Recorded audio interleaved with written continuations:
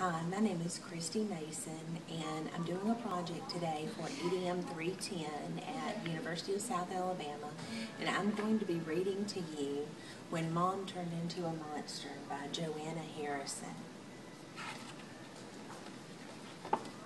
We were having breakfast when the phone rang. "Hello," said Mom. "Hi, yes, 4 o'clock? Lovely, no problem. Bye." "Oh," she cried, "your cousins are coming to tea. The house is a mess and there's nothing to eat." "Oh no," said Sam. "Children, make your hair and comb your beds and do it properly." "Yes, Mom," we groaned. We knew what she meant. She wasn't quite herself. Mom spent most of the morning cleaning the house. There was lots to do. Washing up the breakfast things, polishing, vacuuming up the cat hairs, and scrubbing out the loo. Sam and I forgot all about making our beds. We made a jungle camp instead. We had a great time, but I don't think Mom was very pleased.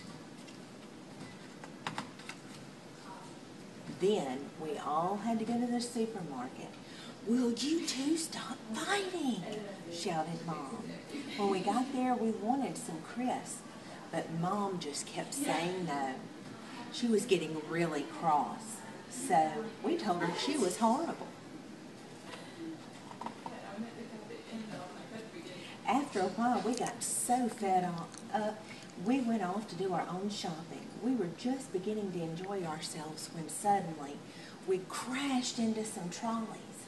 I looked up to see a man standing over us. "And where is your mother?" he asked angrily. "Here," growled Mom. Mom wouldn't let us have any sweets, so I started to cry. Sam told me to be quiet because everyone was looking at us. So I cried even more, and Sam joined in. When we got home, Mom unpacked the shopping while we tried to make a cake. But we made such a mess, Mom told us to keep out of her way. So Sam and I made an adventure playground on the lawn. It was lots of fun going round on our bikes. "It's lovely and muddy," said Sam. When it started to rain, we came inside. Mom had laid out our tea on the table. It looked so delicious, we just had to help ourselves.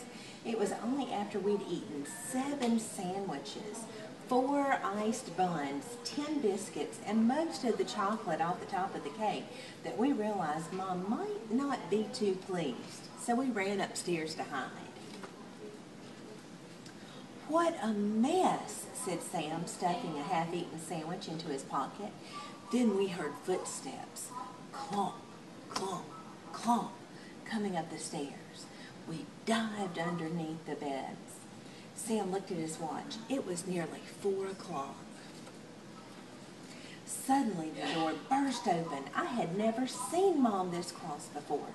She tried to shout, but all that came out was smoke and flames and a terrible roar.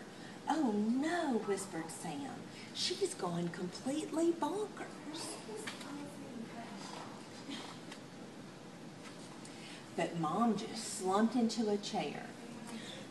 "I used to be a nice person," she moaned, "but all your mess and your fighting, whining, and yelling has turned me into a monster."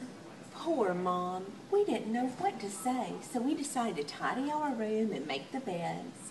I gave Mom a cup of tea, and we cleared away our coats and boots, and we vacuumed the floor.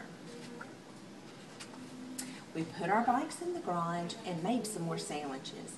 We were just brushing our hair when Mom came in. "I'm sorry," she said. "I've been such a monster." "Oh, Mom," we both cried. "We're sorry too." And we hugged each other tight. Suddenly, the doorbell rang. The cousins had arrived, and Mom went downstairs to open the door. We suddenly realized that she still had monstrous hair. Luckily, we warned her just in time. Well, we made it, and Aunt Jane seemed impressed. "Darling," she said, "everything looks wonderful. I do hope it wasn't too much trouble." "Oh, it was nothing," said Mom. At tea time, our cousins were awful. They were such monsters they didn't even notice that their mom had grown a long green tail. The end. I hope you've enjoyed When Mom Turned Into a Monster by Joanna Harrison.